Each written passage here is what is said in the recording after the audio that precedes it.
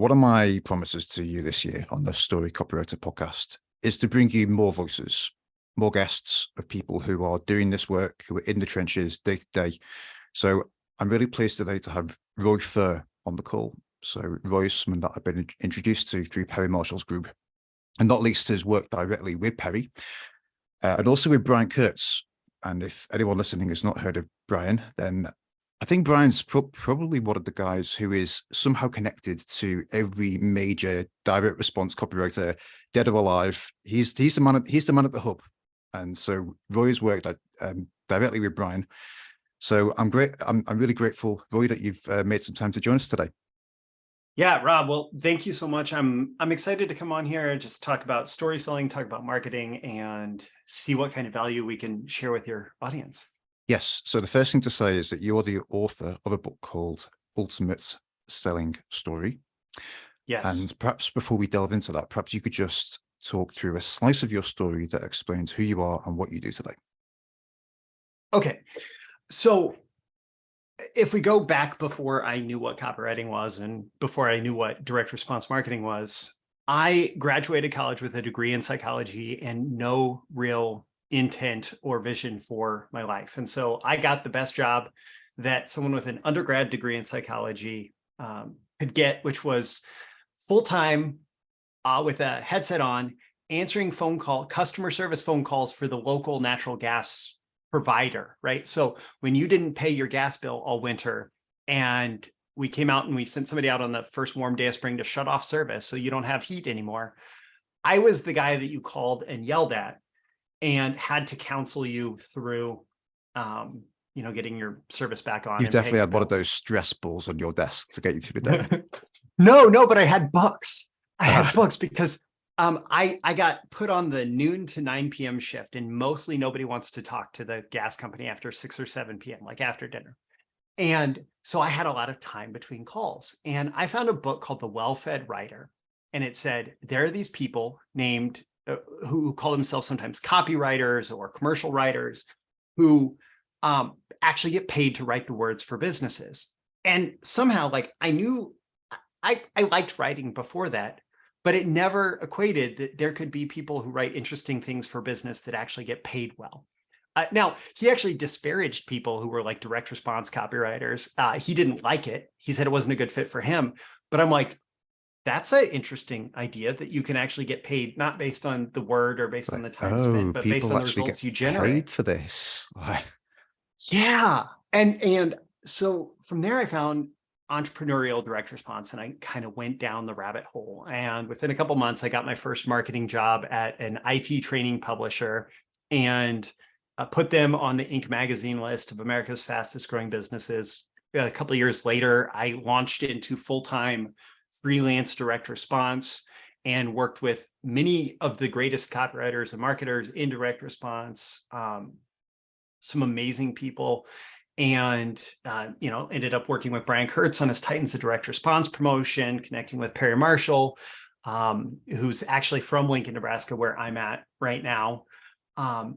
And more recently, it's shifted and changed. I do a lot of strategy work now from a higher level, working with companies, but at its core, at the core, like copy-driven direct response, really nailing that message, connecting with the audience, it just spoke to me from the beginning, and it continues to speak to me now. There's a quote in your book from Marty Edelston, who was Marty one of the founders of Boardroom? Marty was the founder of Boardroom Inc. He passed away in 2013, I believe. And so Titans of Direct Response was a memorial event for Marty, bringing together all of these people who had been connected to him for a seminar. Yeah. Because there's I think it's a quote from Marty in your book where he's saying about the copy, does it make me vibrate? And that really stood out to me, because it's not about the words, is it? It's about the feeling that you are evoking in people. And surely that is the purpose of telling a story. Absolutely. So I remember writing a piece of copy for a client, and I was excited about the client or about the copy. I thought it was good copy. I went through the whole process, and this was it was like maybe a 8 to 10,000 word sales letter, right? And he converted it to a video sales letter. And I started watching the video sales letter as a, to review it, right? I started watching it. And this one in particular was kind of doomsday-ish. It was, creating this negative scenario that was going to create a problem that you had to respond to by buying our products. And I noticed those physiological symptoms of anxiety, the racing heartbeat, the shallowness of breath, the little nervousness of my fingers. And that's one type of vibration, right? But it was experiencing a physiological reaction to my own copy as it was being read to me by the client. And I thought, that's it.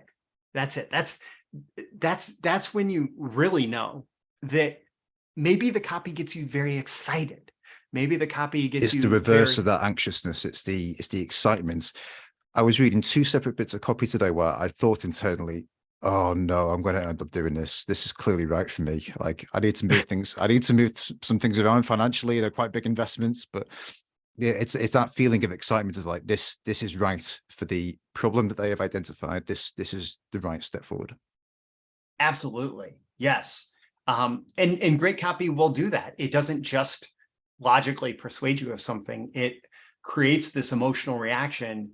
And the only real resolution to the emotion, whether it's excitement about a new opportunity or just agitation around a problem that you're experiencing, the only resolution is getting through to that point where it's like, I need to buy this thing for that, right? I remember reading a piece of copy from Gary Ben-Savinga for the first time, and one of the world's greatest copywriters, worked with Brian, worked with Marty Elston.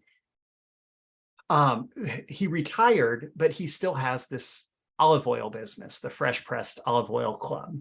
And I found one of his pieces of copy, and it was about the olive oil that we can buy in the grocery store in the United States and really around the world. And it went through essentially this discovery process of how terrible all the olive oil that we can buy in the store is, and how eventually this is one of those things where, like, I know it's bad, but I don't even know that I want to know how bad it is, because again, I'm going to get this feeling of like, oh, I'm going to have to subscribe to Gary's Club. Exactly. So the only solution is like fresh pressed olive oil sent to you right after it's been pressed, direct from the source. And I remember the feeling at the end of reading that, feeling like I've been doing myself a disservice for my entire life based on the olive oil that I have eaten, that I readily buy from the grocery store. It's a fresh fruit juice that is possibly rancid by the time you buy it, but it's not clear until you have the really nice stuff. Perhaps there's a 2-level thing. Is the copy that gets you really excited and makes you realize that then you actually sample the difference and go, and you've got this kind of taste level as well. So perhaps the product kind of lends itself to that experience. Absolutely. And that's I shouldn't even say ideal. Ideal doesn't feel like the right word. It's almost like it should be table stakes, right? That you're going to show up and you're going to have a product that is going to more than fulfill any promises or any kind of expectation that you're going to make in the copy. So you get someone expecting some like grand experience, and if that olive oil isn't significantly better, right? Like then it's got to stack up to the marketing. The marketing can't just be fluff without any substance behind it. Absolutely. And so the best marketing, and speaking to the whole story aspect, the best marketing is marketing where you're able to tell a true story, right? That gets someone excited in that way, that makes them vibrate in that way, that you're finding the truth about the product, the service, whatever it is, that makes it this completely irresistible offer. Yeah, that's great. I think one of the things we were talking about in the run-up to this conversation was the application of the hero's journey. which is a model that is specifically, it's often used and quoted when people are writing longer stories, longer works of fiction, screenplays. It crops up over and over in the works of great literature. And I've kind of written about this a bit in my book because I wanted to figure out, these stories crop up over and over. So there's clearly a fundamental truth here at play. It's like, well, how can we apply, without going to town on it, how can we apply the principles of that was what I wanted to ask. And my assessment at the time was that it was possible to use, but it wasn't that applicable always to business storytelling. And that was kind of where we got talking. And I wondered what your experience and perception of that was. Yeah, well, I love and have studied the hero's journey. I probably without leaving my chair could probably find a resource on the hero's journey. Easily accessible to you should always keep one to hand. and yet, I don't think that it is a great, well, it is easy to go astray if you try to use the hero's journey in marketing the way that it is used for fiction storytelling. Because or even nonfiction story, like you can tell a nonfiction story in the same way. But the hero's journey is really designed for impact in an entertainment context. And it is good if you can entertain someone in your marketing to the point that you're just holding their attention through entertainment, but it's not the primary goal. So like the hero's journey, for example, has this great resolution at the end where, the hero comes back to the ordinary world and they are changed. And yet at the same time, it's that resolution that makes us feel good at the end of the movie or at the end of the play or at the end of the novel or whatever is not necessarily the feeling that we want to have in marketing. The feeling that we want to have in marketing is like, okay, you're unfulfilled because then the product surely is going to fulfill that, scratch that itch that you've generated. Exactly. So I ended up, and like in my book, The Ultimate Selling Story, it's really based around something that I call the hero's journey of story selling, which it's easy to get confused here because I'm not saying it is the hero's journey, right? It's the hero's journey of story selling, because I believe the hero's journey is so widely applicable for storytelling, right? I believe that my ultimate selling story is just as widely applicable when it comes to a selling context. And good news for marketers and copywriters and entrepreneurs who are telling their own story is it's also there's only 5 steps. It's not like the 16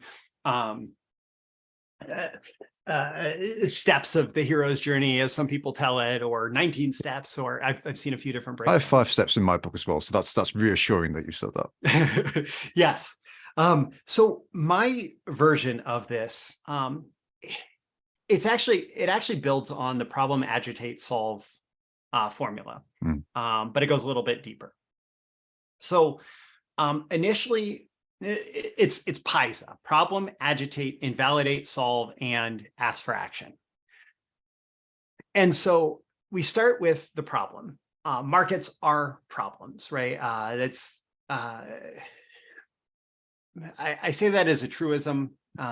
It is something that I've come to realize through time that pretty much every market is best defined by the problem that's being solved. And the problem that's being solved might not be thought of as a problem. It might be thought of as an unfulfilled opportunity. Like I want to grow my business doesn't really feel, or I want to become a millionaire doesn't really feel like a problem, right? No, there's like a desire, generic.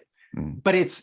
But it's unfulfilled, right? Any kind of positive situation that you want in the future, the problem is that it's unfulfilled. Or it can be much more direct. The problem could be I have a leaky roof, and that's like a super obvious problem that needs to be solved.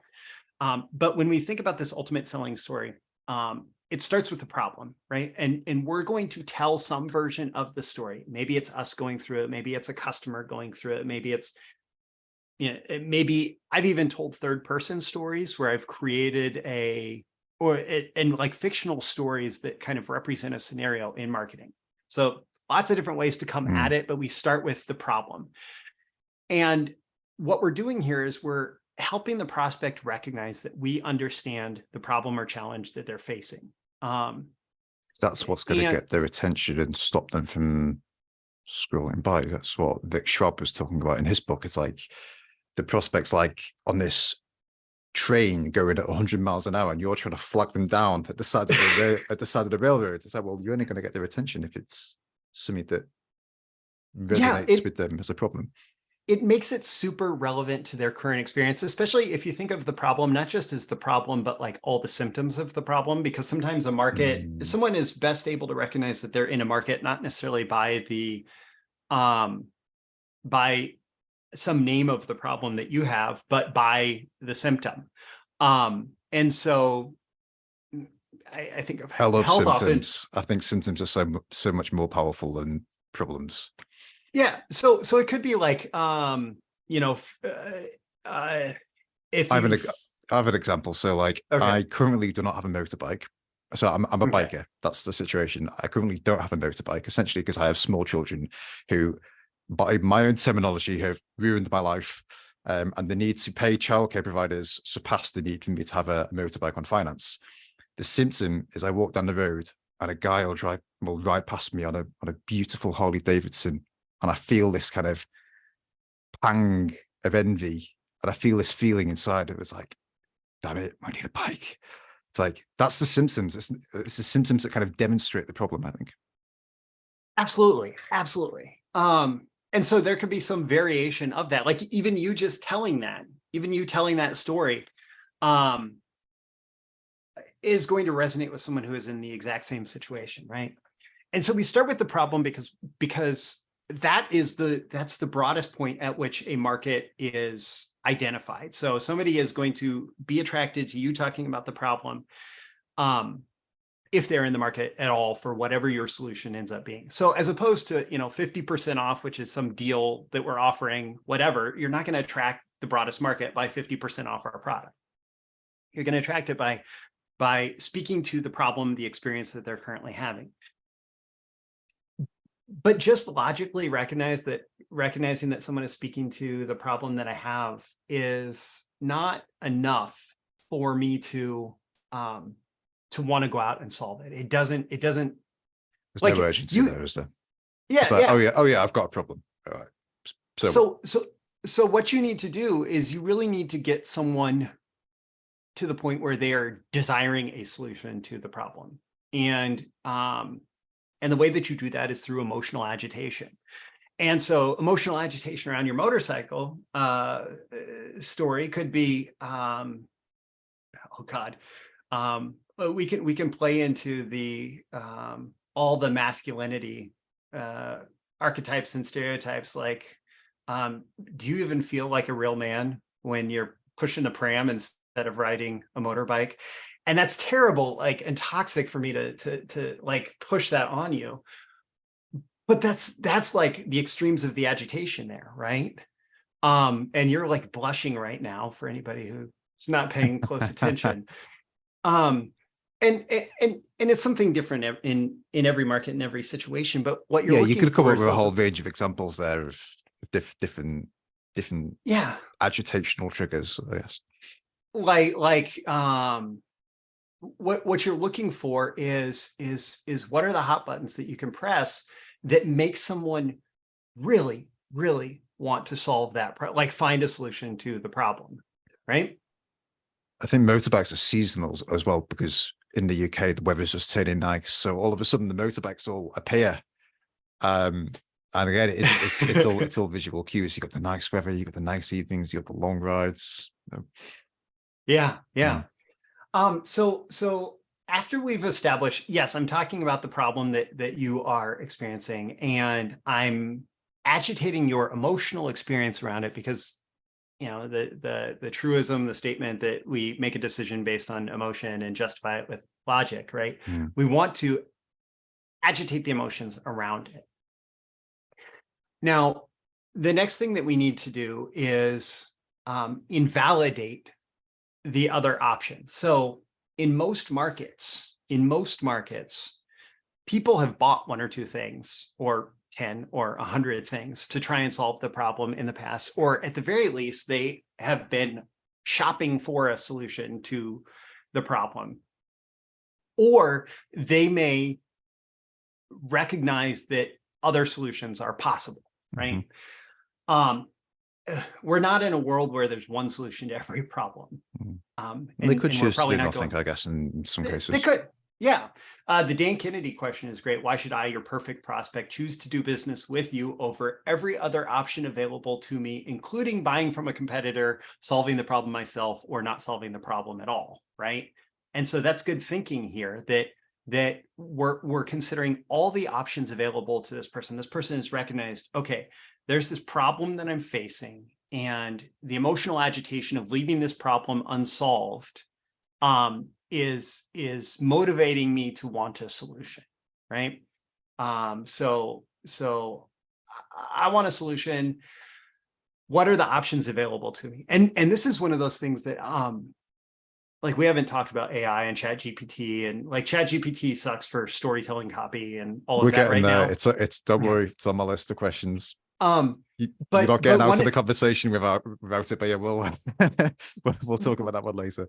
One of the things that you can get into is like, if I'm looking to solve this problem, what are the options available to me, right? And you can very quickly do some market research there. Like, I did some market research in real estate investment, in the real estate investment niche, like really quickly, and got a list that I recognize as comprehensive based on my experience in there, but it was just like there in a moment. So you look at what the different options are, and this is also where some lessons around copywriting, like mechanism of the problem or new understanding of a persistent problem, come into play.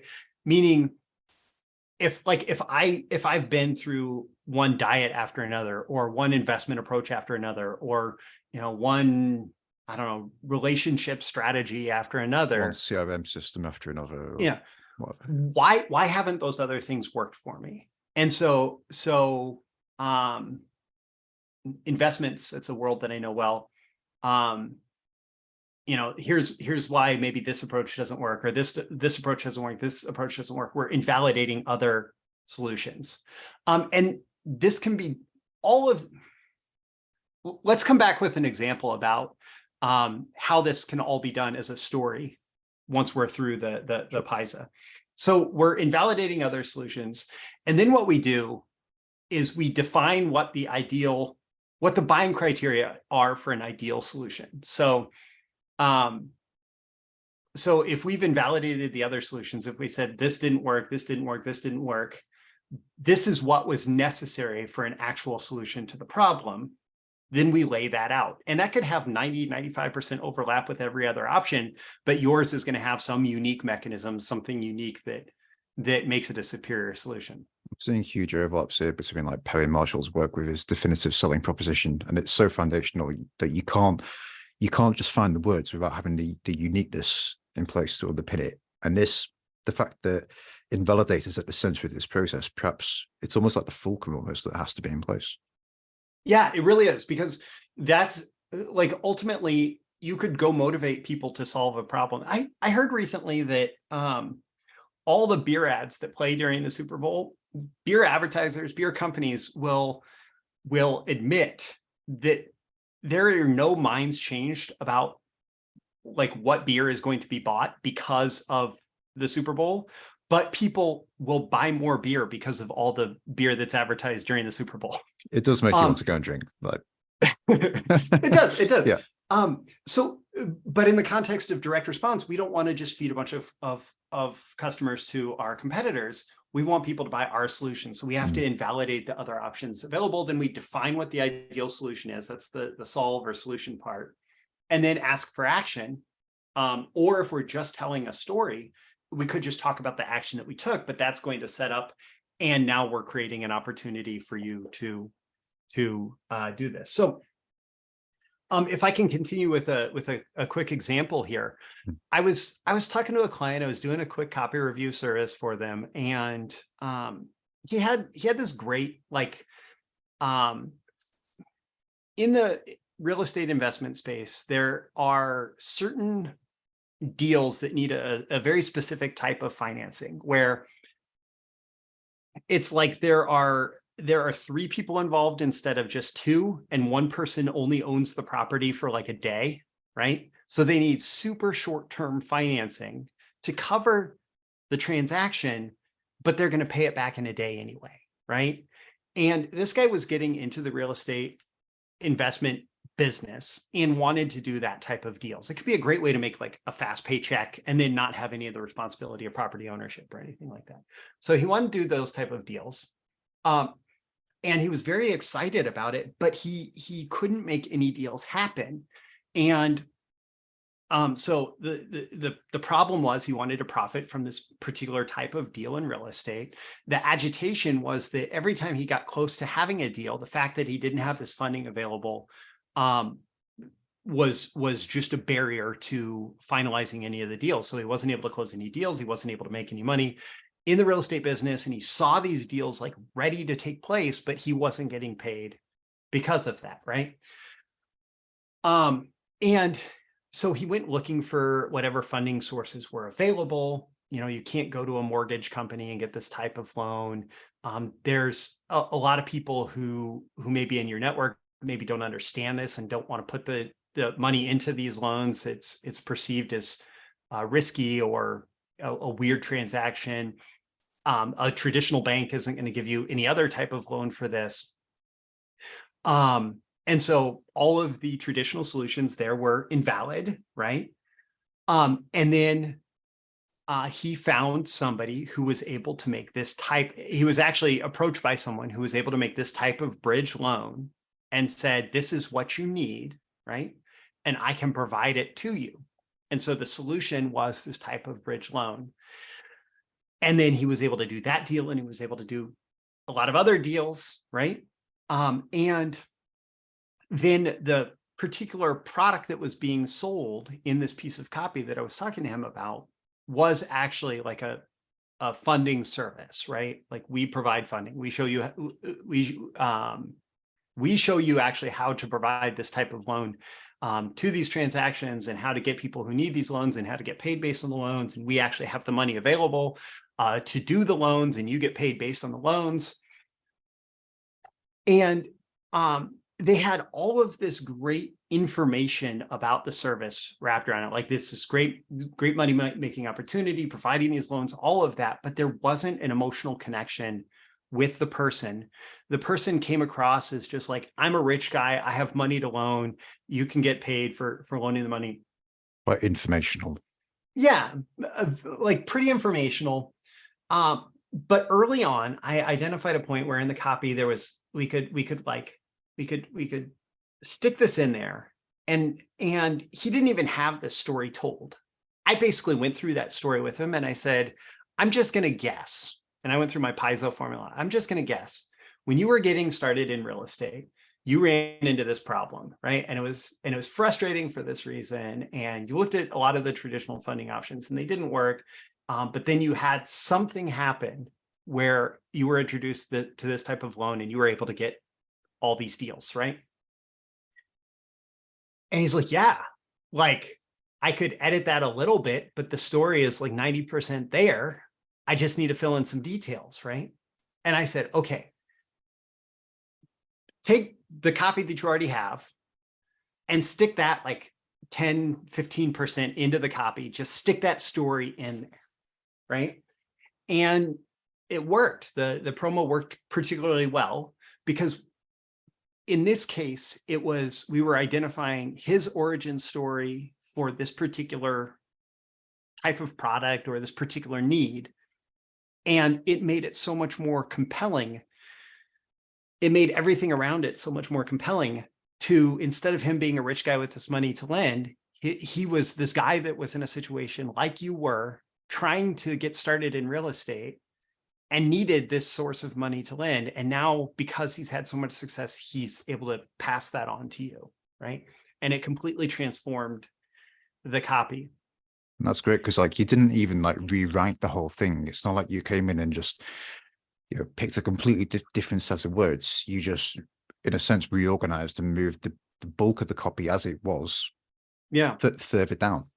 Yeah. Which is great. And actually, I don't do this all the time, but and I don't remember the exact promotion, but we connected through Perry Marshall, and I often do copy reviews for Perry Marshall, and I specifically remember one of his promotions. I said, "You have everything in here is right, except it's in the wrong order." And I like highlighted one huge chunk and I said, "This is the problem." I highlighted another part and I said, "This is the agitation. This is the invalidation. This is the solution. And this is asking for action." And so this was the entire structure of the copy. And on the phone in this 1 hour copy review, mostly what I did, he said, "If you want to change it, let's just change it. Like, track changes are on. So let's start dragging things around." And I just reordered it. So it was problem, agitate, invalidate, solve, ask for action. And it was much better because it just flowed in that way that's very natural. Going back to the hero's journey aspect of the question, that the hero's journey is a very natural progression to a story. This is a very natural progression to a sales story. That's great. I think as well, what was really interesting to me in your book was that you can tell these stories either from your perspective or from a customer's perspective. Like it works in multiple ways. It's not like you have to just tell it like it is your product, like the origin story. There's different ways of doing it. I wondered if you can talk about that, because I think a lot of stories told from the customer's perspective, I think, tend to suck, I think. Or Yeah. I think they suck because it's all sweetness and joy. This was wonderful, and it just isn't. Like, I'm like, where is the trauma? Where was the journey? Yeah. Okay. So I want to get to that, but I want to take a little bit of a left turn first, like a little side road first. One of the things, just in studying the hero's journey, I don't know if you know the book, The Hero's. Actually, it's an audio program, but it's available through Audible as if it's an audiobook. It's called The Hero's Two Journeys by, I think, Michael Haig and Christopher Vogler, who are Hollywood screenwriters. And they made the point in that program that the hero's journey is not very compelling if we just look at the external aspects of the journey. Like, if we can write a story that is based on the external aspects of the story, and that's not nearly as compelling as the same, three-dimensional external world events, but then having a view into how the character themselves changed as a result of the journey. And so, like, in my PAISA formula, right, a big part of it is this like agitation, this like, oh, I have to solve this problem. And the invalidation, I looked for good solutions, but I couldn't find one, right? And so there is the emotional aspect of it. And so I think as spurred on by your question there, as we are thinking about telling a customer story, it's one thing to say the customer implemented our solution and they got the great results, right? Like, but there is not that internal journey that they go through, like the agitation of the problem being unsolved, what they tried beforehand, what didn't work, what frustrations they ran into trying to get the problem solved before they uncovered whatever your product or service is, or before they weren't introduced to it. And so, like, when I do a testimonial video with people, and they tend to be longer, but this is one of the places where I use this frequently. And whether you would use it in its entirety or whether you would use it in lots of different ways, this is still a good way to approach having these kinds of conversations with customers. When I do a testimonial video with people, I will actually structure my questions for that based on, what kind of challenges were you running into before you came to me, right? Like, what actually led you to seek out the help? Yeah. And so it's what was life like before? And that is kind of part of the hero's journey, right? Like, what was life like before? And but then you're going to find that there were the symptoms again, right? Like the symptoms of the problem.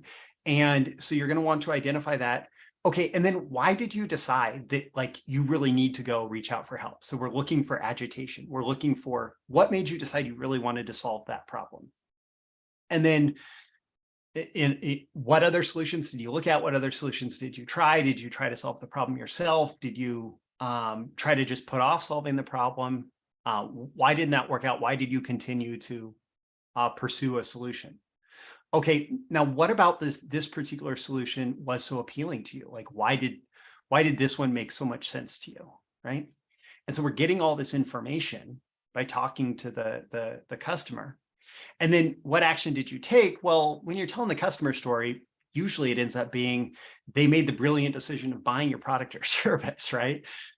But suddenly you have this like internal and external journey of running into the challenge, feeling like they needed to solve the problem, maybe struggling to find a good solution to the problem, and then identifying your solution as ideal and implementing it. And then you have the results. And you can take that. That's a case study. You want to write a case study? Use that formula, right? You can It ask sounds those so questions. obvious when you're saying it, but I think people are so trained to go straight to solutions. Like the language in marketing has been very much solution based. So it's like you have to have this formula, because without the formula, you'll skip over the problem or skip over the agitate. Yeah. I mean, well, people buy because of problems. People don't buy because of solutions, right? And maybe in different markets, you're going to choose your language a little bit differently. Like in direct response, like we really like to poke and prod and twist the knife a little bit. But I've certainly worked in plenty of other markets where you more have to hint at the agitation. Or one of the great things that a customer story does is, instead of me like promising you, if you implement this solution, you get this result, you can do something that's both more persuasive and more compliant for ad networks and things that rely on compliance. You can tell someone else's journey of going through that story, of overcoming the problems or challenge and getting the solution. And it's more persuasive because I'm not telling you what you should believe about your result. I'm telling you a story of something that already happened. Yeah, right. I think these stories are great to place them quite close to the order. Yeah, when people are they haven't just come across you for the first time and they're kind of in the later stages of the decision-making process, and they're now looking around just for a bit of validation before they commit. Yeah. So these can be excellent there, where you're just reinforcing. They can also be excellent just at the very beginning of the funnel, the top of funnel, or to bring people back into the funnel with retargeting, remarketing. That's a great place where different types of testimonials and case studies are used to reinforce the buying decision. But it's extra compliant because it doesn't involve making promises. It just involves saying, this is something that, here's a story that of something that happened. It's safe ground. Yeah. And of course you want it to be true. But assuming that it is true, you can tell these stories pretty freely in marketing. I really think, anybody that's a little hesitant about talking about problems, talking about emotional agitation, one of the great things that story selling does is it allows you to get into that, to like wade into that territory without like forcing it's it. Not poking people in the head throat and saying, you have this problem. These are the symptoms of the problem. It's just reframing it into a story where people can imagine being in that, but it's less personal. Yeah. And so if I'm talking about me going through that, or if I'm talking about a client of mine going through that, I mean, I worked with a guy who's a physical therapist in the Bay Area in California, and he had these just incredible stories of, like, there was a woman who got carried into his office by her husband because she literally couldn't move. And it took them like 20 minutes to get into the office, just because they had to be so careful. They had to pause. They had like all of that. And so clear problem, right? And agitation, like could talk about this woman like she was a grandma. She couldn't really spend quality time with her grandkids, like various agitations around that, right? And then she had gone to other physical therapists. Her doctors had prescribed drugs, like had gone through all the traditional routes, right? So there's invalidation, right? And then this guy in particular looks at something that's been referred to as anatomy trains. And it's basically this observation that we're connected, especially like in our posterior chain, we're connected with muscles and tendons and all of that from the top of our head down to the soles of our feet, right?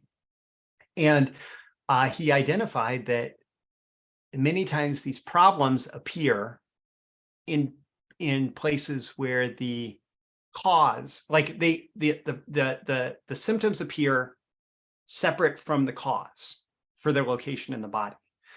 And so what he does with clients is he spends the first 30 minutes to an hour with them just identifying not where the symptoms are, but where the cause is, right? And so we're defining an ideal solution. And then from there, he's able to work with you on addressing the cause of the pain. And then the story is that this woman, and now she walks in and out of the office and she still sees him, but like the pain is almost gone and she just keeps getting better and better. And she's able to move and she's able to play with her grandkids again. And he was able to write this like from the perspective of somebody who is a doctor of physical therapy without it being over the top. Like he had tried some more over the top direct response copy, and he was able to like turn it down to feel more like an article where he introduced this woman and her story. Like it feels like a compelling article. And it was so effective that he actually stopped running paid advertising because this thing was still just giving him so many clients. When you get the right message, it just kind of runs by itself. It's like, yeah, when it clicks, when it really clicks and you get traction with it, and then suddenly you don't need to fund the Facebook Christmas party to bankroll it because it just works. Yeah. And I guess that's yet another example of somebody you might focus on physical therapy that targets that, that will get you pain-free or whatever, right? Like, or, this woman is pain-free now. And yeah, that's an important component of it, right? You might want to telegraph a little bit. That's a term for like promising what's coming in the end of the story, right? You might want to telegraph a little bit that she became pain-free. And that could be like in the headline even, right? How she went from being carried into my office to being to walking in and out pain-free. And now playing happily with her grandkids in the backyard, right?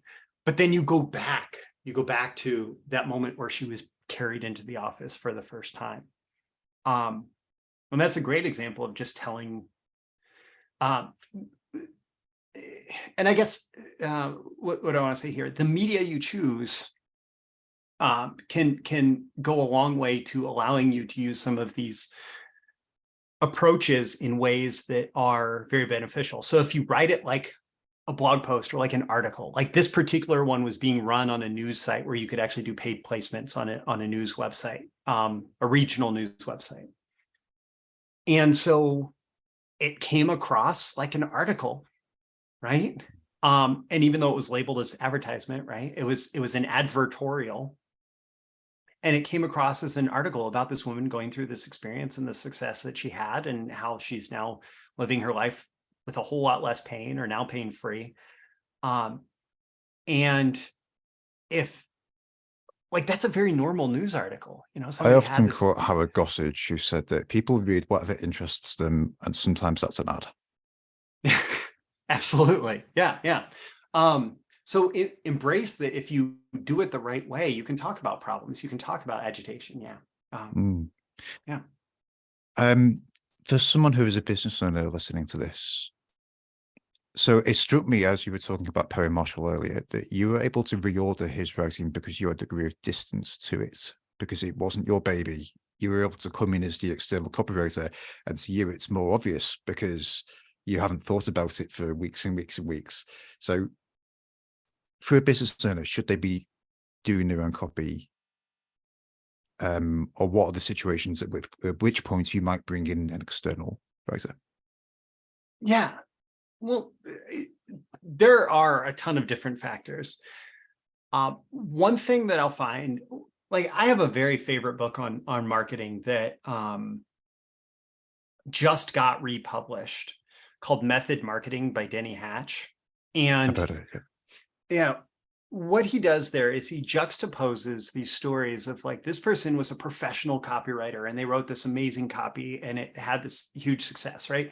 But then this person had never written a piece of copy in their life and they wrote this thing and it had this huge success, right? Mm. And one huge advantage that business owners have is like, you know, all your own stories, you know, your customer stories, you know, all of those, The raw materials are all there at hand.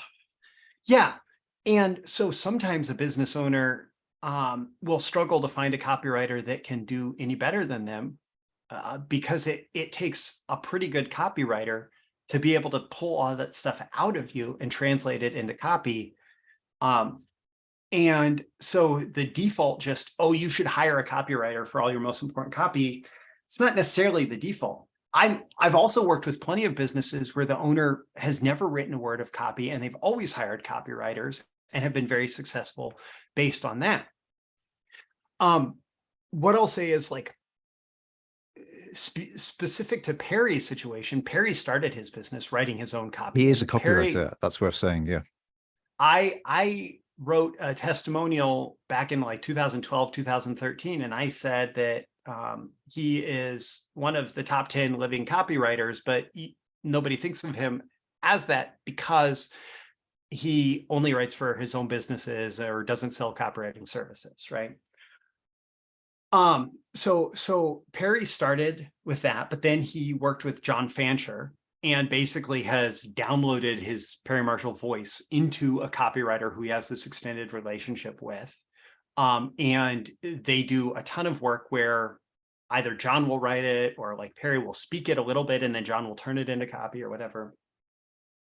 And I know Perry has worked with other people as well.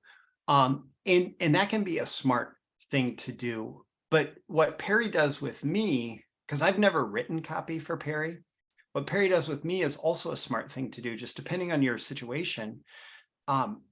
Perry hires me to look at copy before it goes out the door for a lot of his bigger stuff, and he has for a few years, where I will do a copy review for him and I'll review the copy for, essentially I'm a copy chief, which is the copy supervisor role. You generally have to be a good copywriter to be able to do it.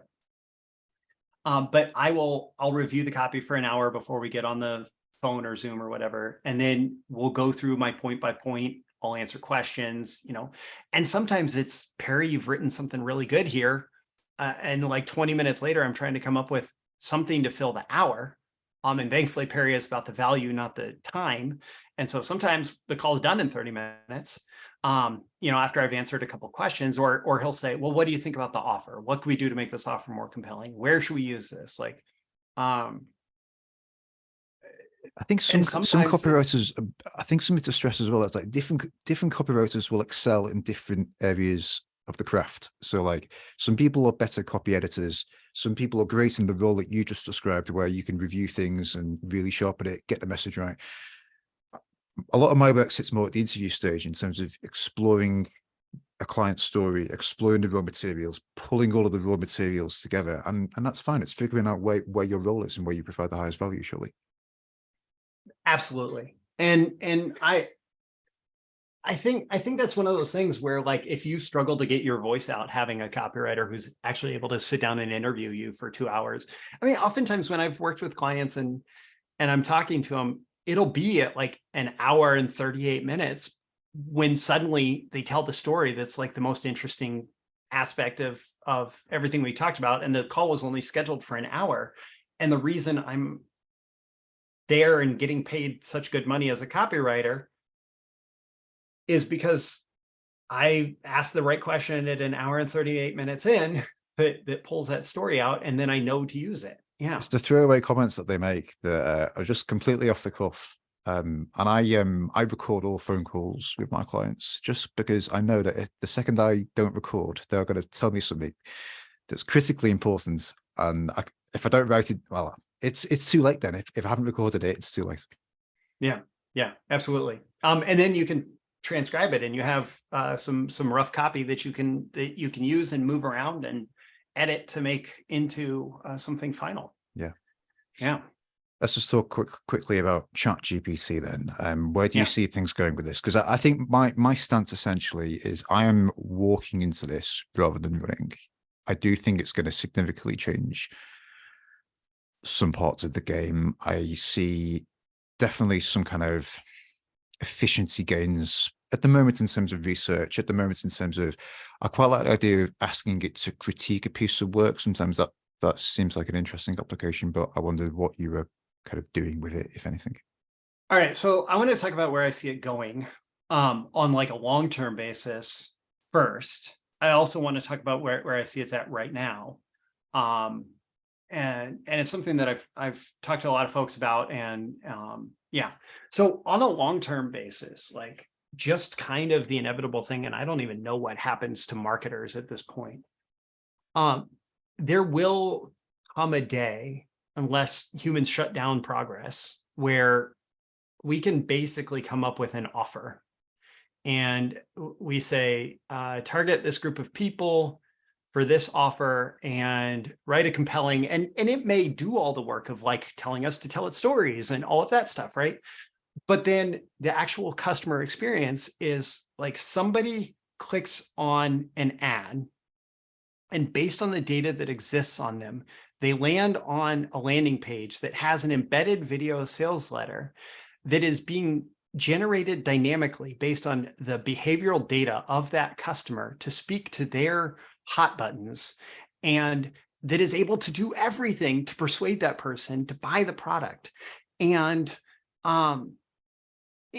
is able to do it on a personalized basis and generate it on the fly, and the voice is generated on the fly. Replicate a face-to-face interaction, because if it's a face-to-face discussion, you would customize it based on the person that you were speaking to. Yeah. And in fact, there who knows, there could actually be this like weird face-to-face thing, and the video could be generated based on some images of the person, et cetera. But I still think that that's quite a long ways off. And I don't know what the future looks like beyond that, right? For marketers, et cetera. Right now, though, we're nowhere close to it. No. Right now, I like to think of it as a sometimes frustrating junior copywriter, but who can do all the work part very quickly, right? So working with a junior copywriter, you can ask them to do a bunch of research, and they can usually gather a bunch of research, and you might even have to check to make sure that research is right, because sometimes they gather the wrong things, et cetera, right? But it's still like they can do a bunch of research for you, where you just say, I want this research, and they do the research, and you get the research back. Also, I want a draft of this thing, and they'll do a draft, and sometimes it'll be terrible, sometimes it'll be good. But one of the things that you realize in working with junior copywriters, and the lesson has a parallel, is that the better you are at telling them what you want and giving them instructions for what you expect, and the better reference you give them, the better output they're going to give you.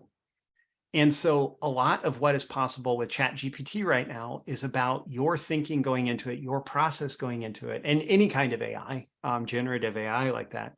It's about your thinking and your process going into it, and asking for the right things, learning how to ask for the right things. But then the other role, if you are the senior copywriter, is you have to fact check. You have to make sure that it is as good as you wanted it to be. You are ultimately responsible for the final product, right? And so I'm doing all sorts of things with it, including like generating content for a book. I used it for brainstorming titles for a podcast episode. That's right? a great application. Yeah. And it's good at that. Yeah. I said, this is what I want and I didn't actually use one of the 10 versions it gave me, but it gave me 10 versions. So it gave me something to react to. And actually one of the quickest, it is so much easier to edit something in front of you than to than to Stop. create the original. Yeah. Yeah. And so it can take away the blank page pretty darn fast. Yeah. And also just one more reference. I actually went through the whole PAISA formula for the real estate investment product recently with ChatGPT. And I said, what are common problems that people run into if they want to get started in real estate investing? What is the emotional agitation when people struggle to get started in real estate investing? What are some of the solutions that people find that don't work as well as they hoped in real estate investing, right? Like I just went through the whole process and it was pretty good. I never used any of that for the copy, but it was like a good thinking process to go through and expedited tremendously by using ChatGPT for it. I agree. I think it's a great sounding board. I think it's interesting. I definitely resonated with what you're saying about managing a junior copywriter. And my worry is that I'm going to spend more time managing and training the junior copywriter and I will lose. There's a net loss of time. Yeah. Currently. Well, I think that that's absolutely true. As you're getting started, you should expect a net loss of time. What starts to happen is you start to recognize what better prompts look like, what better requests look like, and you can get better at asking for what you want. And then the time lost initially is more than made up for down the road because you repeat the same prompts. So if you think of every request as brand new, there will continue to be lost time. But if you think in terms of like, what do I learn from each one and what can be reused and recycled, it can increase efficiency. Yeah. It is also great for, hey, can you rewrite this, but in half the length? Can you repurpose it to a LinkedIn ad and add emojis? Yeah. So there's lots of different contexts where you can just play around with it and get a lot of useful results. As long as you remember, you ultimately, at this point at least, are responsible for the output and making sure that it does what you need it to do. The book stops with you. Yeah. Yeah. I love that saying. Yeah. Just before we wrap up, I've had motorbikes on the brain for the last 40 minutes. And I think the better agitate problem is that my dad also rides a bike. My dad is in active retirement, but he's not going to be riding bikes forever. So every year that goes past where he is riding, I am not riding, that is a year lost of Drummond motorbiking holidays. So that is a much stronger agitation, because I'm going to regret that, in 10 years, 15 years, when he's not actively riding anymore. I'm going to regret that. I'm going to think, there's times there where I should have had a bike. Yeah. It took me a while to get there. It was only when you were talking through that story about the medical professional who had the patient carried in. I thought, yeah. Yeah. I mean, there's so much about the moments in life that are missed out on, that are often the like deepest emotional agitation, right? Like that experience that you could have had that you will never have, the regret, and preventing yourself from regret is why we buy so many solutions. I'm gonna have to go to the bike shop tomorrow now.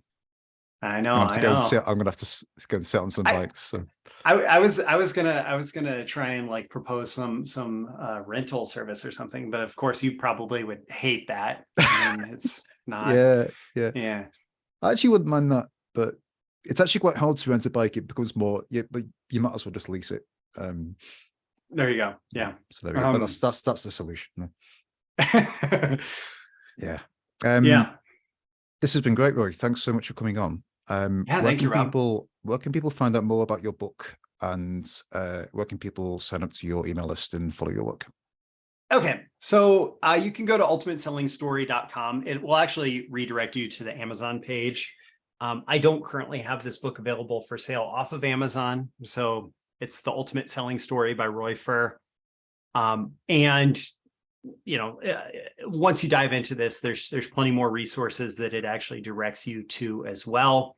I do I do also publish breakthrough marketing secrets on a daily basis, Monday through Friday, including some interesting interviews. I have an interview with you coming out soon. Yep. On breakthroughmarketingsecrets.com. breakthroughmarketingsecrets.com. I will say that I thought the book was very concise. It didn't take long to read. It's worth reading for the PAISA formula, just so you got it to hand. You can keep that around your desk. I also really like one of the stories you told in the appendix where you have an uninvited guest in your house. And so I'll let people go and discover that for themselves. Yes. How to make a big sale believable and compelling. That's it. Yes. So we'll leave that one there as an open loop. Excellent. Well, thank you, Rob. Great. Thanks, Roy. It's been a great conversation. And yeah, so just for anyone listening, I'm also being interviewed on Roy's podcast next week. So we will cross share the links to that when it all becomes available. Excellent. Yes. Thank you, everyone. Catch you later. Bye.